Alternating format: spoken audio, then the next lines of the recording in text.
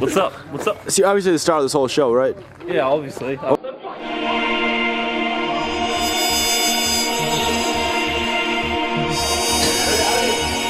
He exists in a world beyond your world.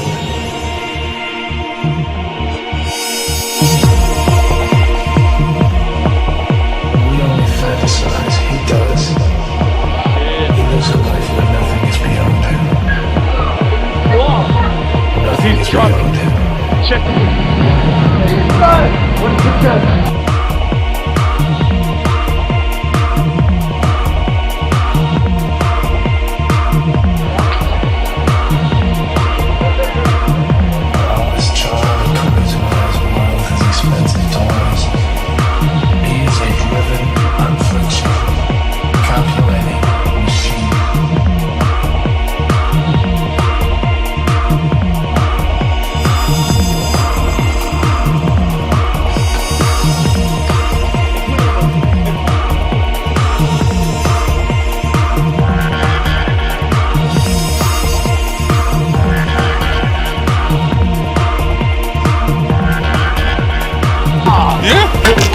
Who I can see my bicep in high definition? No.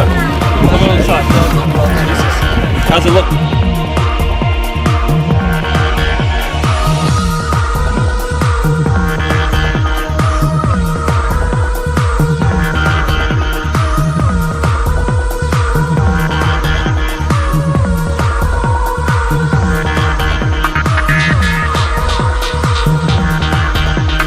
Sup, bruh? You call me Mr. Aesthetic.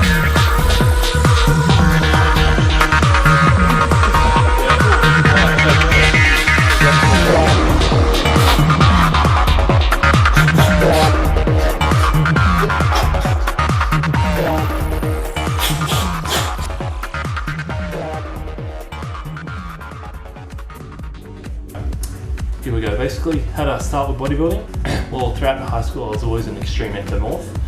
Could eat pretty much anything I wanted to, not put on any fat at all. And after I finished year 12, I started getting into training because my brother was training at the time. And basically I learned pretty much everything I had to learn in the gym itself, rather than doing proper research that I should have done. I never went online, did anything like that for the first couple of months, and that probably hindered a lot of my progress that I could have made. Because I did start off doing simple isolations like bicep curls, shit like that. Then you got to be doing compound squatting, deadlifting.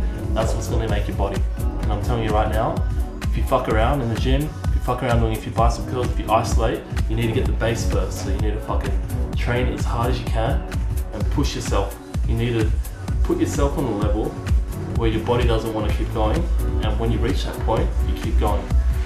And what you will see is basically your body will be put into overdrive, and that's how gains are made. It's not made by going to a gym and just fucking around with your mates, having a laugh, doing a few sets. You're not going to get a good body like that. You've got to push yourself past that brink. Your body doesn't want to change naturally. That's why you've got to force yourself. And don't forget that dieting is one of the most important things. If you're not dieting, you're not going to get the results you want. It's simple as that. So you could be training, having a fucking epic workout, whatever, but if you're not eating properly, you might as well not be training. Another question in regards to my diet. Well, I do have two different types of diets. There's basically a bulking diet and a cutting diet. Personally, I have an extremely fast metabolism, which means I can eat a lot of food and not convert that to fat, and that's just based on my ectomorph body type. This isn't the case with everyone. My whole life I had a fast metabolism, so that proved to be a positive factor in my training, but that's not the same for everyone. A lot of people find that they have a piece of chocolate or something like that, they'll notice it straight away, so that's kind of unfortunate for them, but you got to do what best with pretty much what you're given. Basically with your bulky meal, you'll have carbs and meat every single meal. Try to get steak, chicken, pasta, everything like that, brown rice, fish. You want to get meat and protein every single meal. The best way to grow is to eat meat. That's why I found when I was eating fucking heaps of meat, fucking put on the side. So definitely try to eat heaps of meat. And pretty much force yourself to eat till you can't have any more bites, because you want to push your body past that point. You're already breaking down the muscle fibers by training. Now what you've got to do is replenish the nutrients in your body and grow. So So basically you have to keep eating and eating and eating, and it takes time. It's not a quick fix, so just keep eating and you will see the results. Cutting diet's a lot different. Personally, I do a ketogenic diet basically means you completely cut out all carbs. Now, if you're cutting out all carbs, basically what that means is that your body in about 3 or 4 days time will reach a state known as ketosis, and what that does is it uses the body's fat as energy rather than stored carbohydrates, and that is definitely my favorite type of diet for losing fat. It's really, really hard to keep it up in the beginning, especially considering the fact that if you're used to eating heaps of carbs and you stop, your body craves it, so it's really, really a mind game trying to push through that pain. But let me tell you now, it's worth it if you do, and you keep that diet up. A couple of weeks, you'll start noticing yourself getting leaner and leaner and the skin getting tighter. It's fucking really good diet. So pretty much all your meals will be, you can get a bit of carbs, but you got to keep it under 50 grams and make sure it comes all from green vegetables. Personally, I get it from broccoli and spinach, and I just leave it at that. So say a meal will be something like 8 eggs, something like that, and then a small portion of spinach. Another meal will be 200 grams of tuna with a bit of broccoli in it. Another meal will be boiled chicken with a bit of spinach. You can have sardines, you can have grilled fish, cottage cheese, pretty much anything like that. And it is pretty annoying, you get sick of it, but it does work, and I definitely recommend it. Yeah, so that's pretty much all I'm going to talk about for now.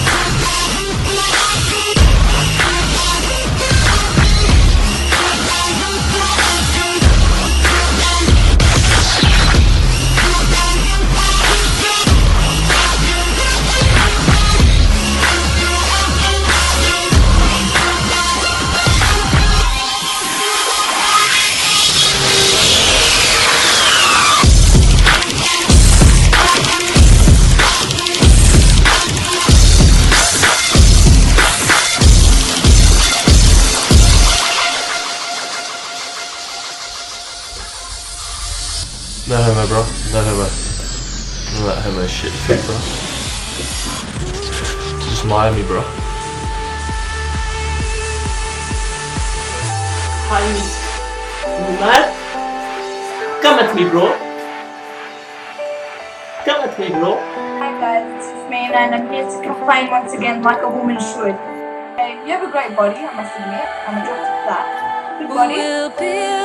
But your personality is very shit. It's to keep them out, and in a world gone silent, I'll be your sound.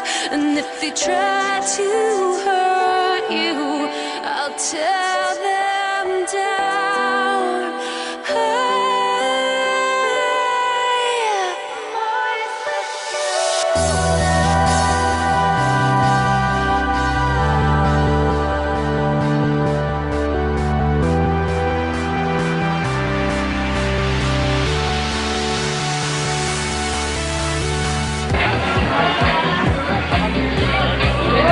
You married?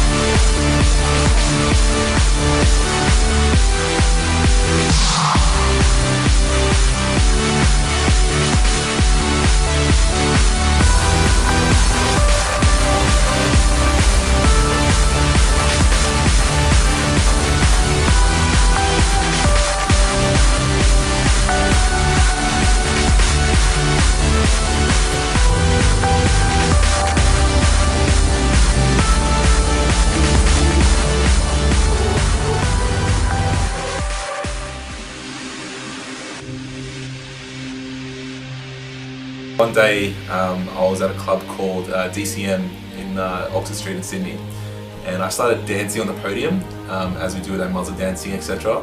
And he just stared at me for like 30 seconds, came up to me, and out of nowhere he just said, "Fuck." He goes, "That's crazy, I want to learn that." So then we actually connected on a really personal, different level, and very quickly we became very, very close. Not just like friends, but he actually felt like a long lost brother that I had. Out of nowhere he stopped on the middle of the bridge where there's the main walkway from one side of the festival to the other, and he just looked around, decided, "Fuck this, I'm just going to take off my shorts," and pulled them down, took off his shirt, started walking around in his Calvin Klein underwear. Everyone was just staring like, what the hell is this guy actually doing? Like, girls were staring and just gasping and tapping their friends' arms going, "Look at this guy, look at this guy," and guys were like, "What the fuck?" You had the people that were hating, obviously, just as they do. And I was walking for a few minutes and I'm like, "Don't you hear what people are saying? People talking behind your back." He just looked at me, gave me a look and just said, "If you give a fuck what people think, you're not going to get anywhere." And he goes, "Fuck it, I'm shredded." Az wasn't just the best mate to me. He was, I'd say he was like a brother to me. You know, he was my mentor. He was the person that taught me everything I know. If it wasn't for him, I wouldn't be who I am, and I wouldn't have any of the beliefs that I got right now. You know, if it wasn't for Az, I wouldn't have lived life the way I do now.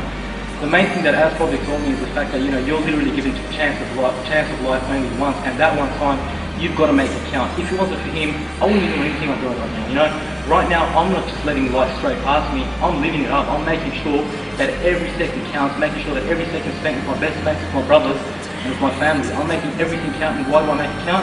Because Az put it in my head that, you know what, Aiden, you've got to make it count. You're given one chance, do it. He taught me to respect life. He taught me to respect the chance that I'm given and to make it count.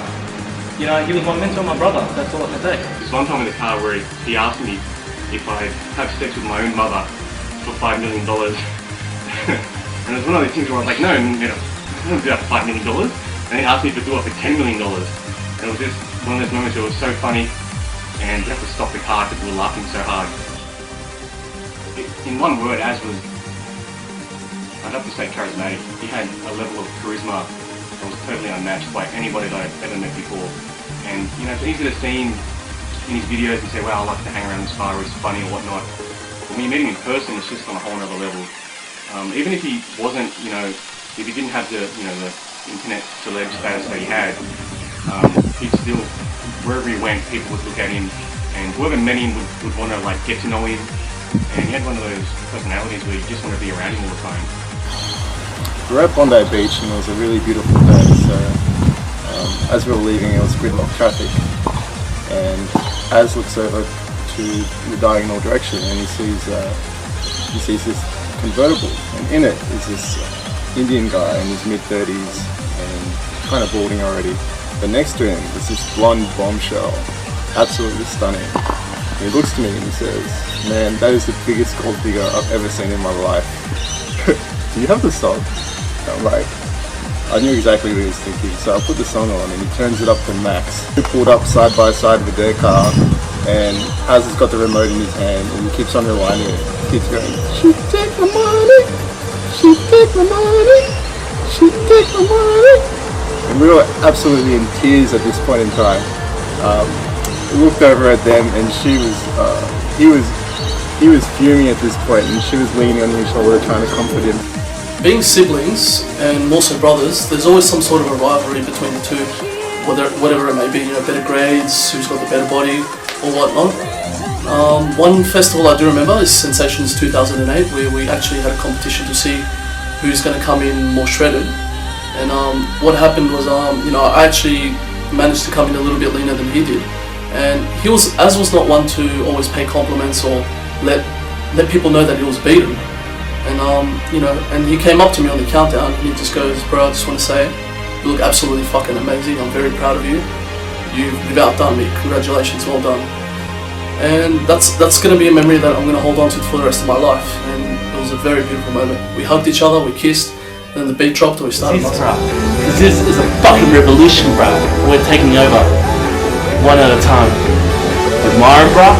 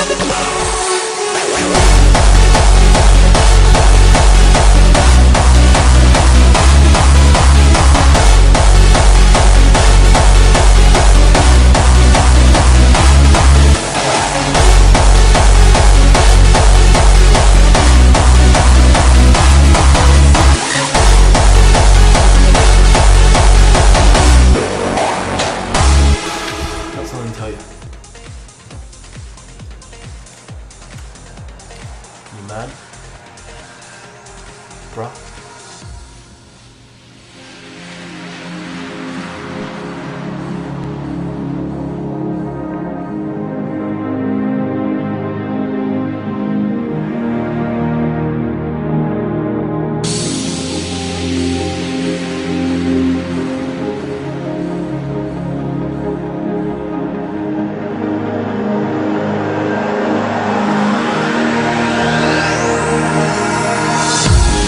When it's time to say goodbye, you know that I'll wait for you. You know that I'll wait for you. And when I'm standing on the other side,